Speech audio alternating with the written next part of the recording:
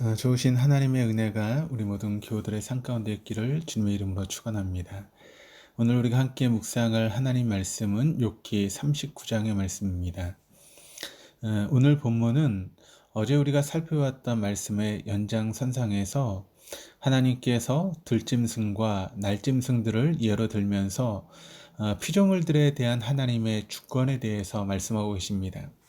그러니까 하나님께서 어떤 고통의 문제에 대해서 명쾌하게 대답해 주지 않고 이처럼 은유적으로 설명해 주신 이유는 무엇 때문일까요?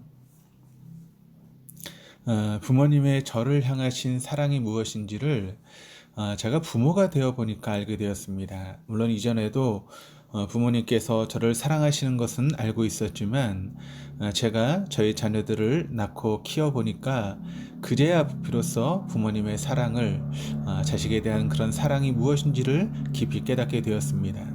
그리고 부모님의 사랑을 깨닫게 되자 하나님이 우리를 향하신 사랑을 조금이나마 좀 이해하고 알게 된 것 같습니다. 이런 관점에서 피조물인 인간이 창조주이신 하나님을 다 알 수 있을까요? 결혼한 부부들이 하는 가장 큰 착각은 서로 상대방에 대해서 다 알고 있다라고 생각하는 것입니다. 사람들도 서로에 대해 다 알고 있다라고 착각하는 것으로부터 인간 사이의 갈등이 생기는데, 여러분, 사람이 하나님을 다 알고 있다라고 착각하면 사람은 그때부터 시험, 즉 자신의 실존이 무엇인지를 망각하고 자신의 하나님이 되려고 합니다. 에덴 동산에서 일어난 사건 역시 이러한 맥락에서 시작했지 않았습니까? 피조물이 창조주를 다 안다는 것은 불가능함에도 불구하고 인간은 지금까지 끊임없이 이 영역에, 특히 생명 분야에 도전을 하고 있습니다. 물론 이로 인해서 과학이 놀랍게 발전된 것은 사실이지만, 그럼에도 우리가 생명에 대해 알고 있는 것이 여러분 얼마나 될까요? 지금 우리가 코로나19 바이러스로 인해서 어려움을 당하고 있습니다. 전혀 생각해보지도 못했던 그런 바이러스로 인해서 전 세계가 어려움을 당하면서 우리가 생명에 대해서, 이 조그만 바이러스에 대해서도 제대로 알지 못한다라고 하는 것을 다시 한번 경험하게 되는 그런 기회가 된 것 같습니다. 지구가 태양을 중심으로 자전한다는 지동설은 16세기 말 코페르니쿠스의 주장에 의해서 이제 처음 나오게 되었고, 갈릴레오에 의해서 옹호되었으나 당시 이들의 주장은 모두 이단시되었고, 실제로 코페르니쿠스는 이로 인해서 화형에 처해졌습니다. 지금이야 유치원 학생들도 다 알고 있는 이 사실이 5세기 전만 해도 참이 아니라 거짓이었던 것입니다. 다시 우리가 고통의 문제로 돌아가면 우리가 갖고 있는 지식과 지혜로는 도저히 이에 대해서 명확하게 정의를 내릴 수 없습니다. 다만 우리가 인지해야 될 것은 하나님과 나와의 관계성입니다. 창세기 1장 1절이 태초에 하나님이 천지를 창조하시니라 라고 이야기를 하고 있습니다. 그러니까 창세기 1장은 단순히 하나님께서 천지를 창조하셨다라고 하는 사실만을 강조하는 것이 아닙니다. 물질과 생명체의 창조 사건 속에는 우리의 지혜로는 도저히 설명할 수 없는 삼라만상의 유기적인 관계 역시 모두 내포되어 있습니다. 예를 들면 호흡은 어떻게 하는 것일까요? 내가 호흡하겠다라고 마음 먹기에 호흡할 수 있는 것이 아닙니다.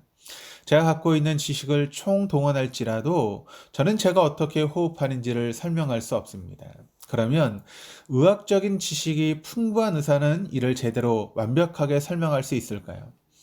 물론 풍부한 의학 지식으로 설명할 수 있을지라도 근원적인 것에 대한 설명은 불가능합니다.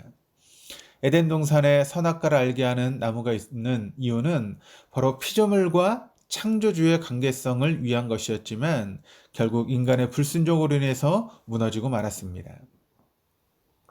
창세기 41장에서 아들 요수의 총리로 있었던 애굽으로 이주하는 것을 두려워하고 있는 이스라엘에게 하나님께서 3절 4절 말씀을 통해 다음과 같이 말씀하셨습니다.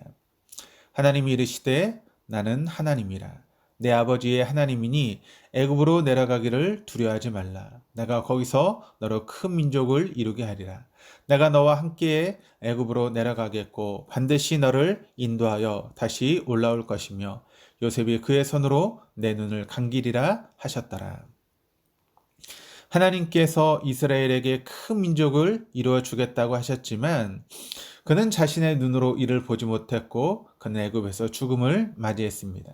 그러나 결과적으로 우리가 보게 되면 겨우 70명에 불과했던 이스라엘 부족은 400년 후에 장정의 숫자만 60만 명이 넘는 민족이 되었고 출애굽의 주역 모세를 통해서 이스라엘 민족은 다시 약속의 땅으로 돌아오게 되었습니다. 그런데 이스라엘은 애굽에 있는 동안 많은 고통을 겪어야 했습니다. 난로 인구가 많아지는 이스라엘을 견제하기 위해서 애굽은 이스라엘 백성들을 힘든 노역을 시켰고 심지어는 인구를 억제하기 위한 그런 정책에 의해서 태어난 남자아이들을 죽이는 그런 일들도 그런 고통들도 겪어야 했습니다.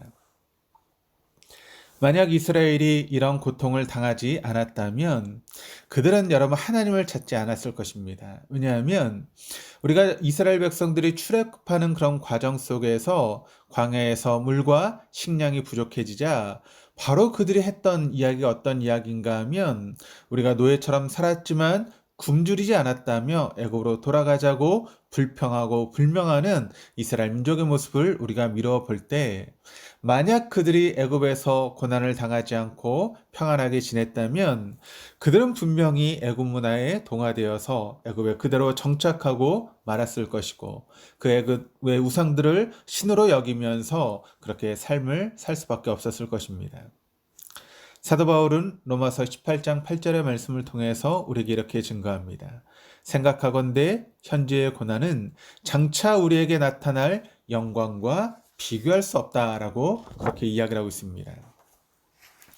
예수님의 제자인 가룟 유다는 예수님을 유대인들에게 은 30에 팔아넘겼습니다. 그러나 이후 그는 양심의 가책에 못 이겨 자살로 자신의 삶을 마감했습니다. 어떤 면에서 가룟 유다는 참으로 나약하고 가련한 사람입니다. 그러나 만약 가룟 유다가 예수님을 팔아넘기지 않았다면 골고다 십자가의 사건은 어떻게 진행되었을까요? 역사에는 만약이라고 하는 가정은 존재하지 않고 사실만이 존재합니다. 즉 가룟 유다는 성과 악 사이에서 갈등하다가 악을 택했습니다. 그러나 하나님께서는 가룟 유다에게 동의를 구하지 않고 그도 모르는 사이에 가룟 유다가 택한 악을 사용해서 결국에는 십자가 대속의 사건이라고 하는 선을 만들어 내셨습니다. 하나님의 인간을 향하신 섭리가 이러한데 나를 향하신 섭리는 어떻겠습니까?